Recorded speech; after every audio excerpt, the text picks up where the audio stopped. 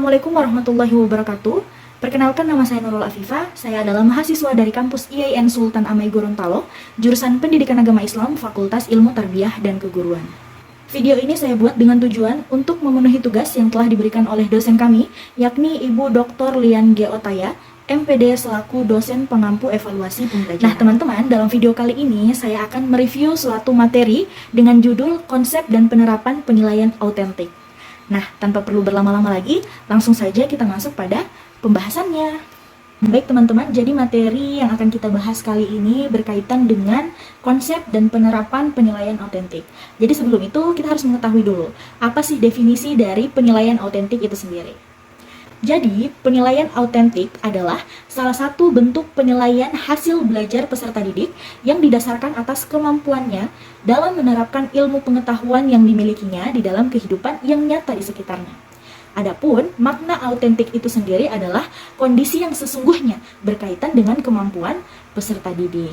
Sementara, Weller menyamakan penilaian autentik ini dengan penilaian langsung atau direct assessment.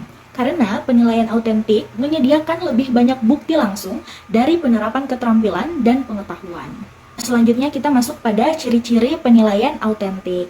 Nah, penilaian autentik ini setidaknya memiliki 4 ciri-ciri. Yang pertama, penilaian dilakukan dengan mengumpulkan bukti-bukti hasil belajar yang telah dicapai oleh peserta didik. Nah, yang kedua, penilaian dilakukan dengan menggunakan banyak teknik yang mampu menunjukkan hasil belajar siswa. Dan yang ketiga, penilaian dilakukan terhadap seluruh aspek peserta didik, terutama kemampuan peserta didik dalam menerapkan pengetahuan dan keterampilannya dalam kehidupan nyata di sekitarnya. Dan yang keempat adalah penilaian yang dilakukan secara komprehensif untuk menilai dari masukan. Selanjutnya kita akan membahas mengenai bentuk-bentuk penilaian. Jika kita mengacu pada kurikulum 2013, ada beberapa teknik penilaian hasil belajar yang dapat digunakan berdasarkan kompetensi intinya. Nah, yang pertama itu ada kompetensi sikap. Dalam kurikulum 2013, ada 2 kompetensi sikap yang harus dikembangkan, yaitu yang pertama adalah sikap spiritualitas atau religiusitas sebagai kompetensi inti pertama, dan sikap sosial sebagai kompetensi inti kedua.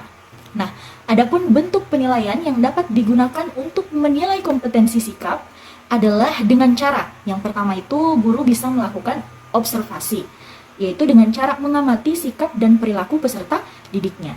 Nah, yang kedua, guru itu dapat melakukan penilaian diri atau self-evaluation, yaitu seorang guru meminta pada peserta didiknya untuk menilai diri mereka masing-masing. Nah, selanjutnya adalah penilaian antara peserta didik. Jadi, guru itu meminta peserta didiknya untuk saling menilai dengan temannya. Yang dinilai apa? Yang dinilai adalah sikap sosialnya. Dan yang terakhir adalah menggunakan jurnal sebagai catatan pendidik mengenai informasi hasil pengamatan sikap dan perilaku peserta didiknya. Selanjutnya ada yang namanya kompetensi pengetahuan, yang mana kompetensi ini masuk pada kompetensi inti ketiga yang harus dikembangkan oleh guru. Adapun teknik penilaian yang dapat digunakan yaitu dengan melakukan tes tertulis, tes lisan, maupun tes penugasan. Dan yang terakhir ada kompetensi keterampilan, yang mana kompetensi keterampilan ini masuk pada kompetensi inti keempat yang harus dikembangkan oleh guru. Adapun teknik penilaian kompetensi keterampilan yang dapat dilakukan yaitu dengan melakukan tes praktek, kemudian mengerjakan proyek, dan penilaian portofolio. Selanjutnya yang akan kita bahas adalah penilaian berorientasi HOTS. Nah, soal HOTS ini merupakan instrumen pengukuran yang digunakan untuk mengukur kemampuan berpikir tingkat tinggi, yaitu kemampuan berpikir yang tidak hanya sekedar mengingat, menyatakan kembali, atau merujuk tanpa melakukan pengelolaan.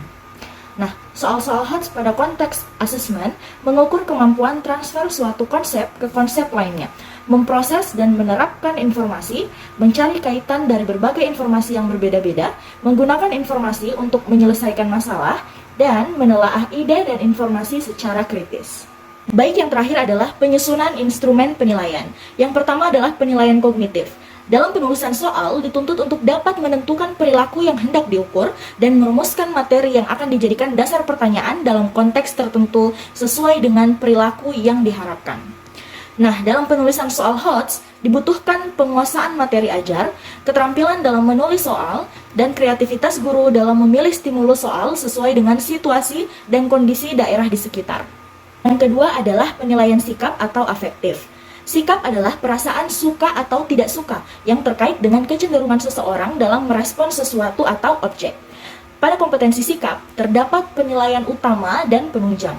Penilaian utama diperoleh dari observasi harian yang ditulis di dalam jurnal harian.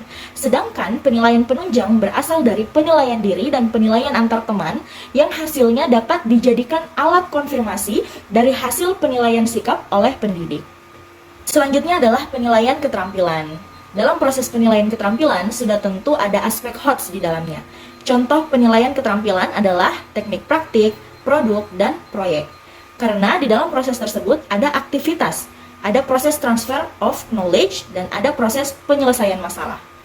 Keterampilan yang menjadi kompetensi inti keempat ini merupakan kemampuan siswa yang berkaitan dengan keterampilan melakukan aktivitas fisik seperti melakukan ibadah, sholat, wudhu, tayamum, atau keterampilan motorik lainnya. Baiklah, mungkin itu saja yang dapat saya sampaikan pada kesempatan kali ini. Semoga apa yang saya sampaikan tadi bisa bermanfaat bagi teman-teman semuanya. Lebih dan kurangnya saya mohon maaf. Wabillahi taufiq wal hidayah. Wassalamualaikum warahmatullahi wabarakatuh.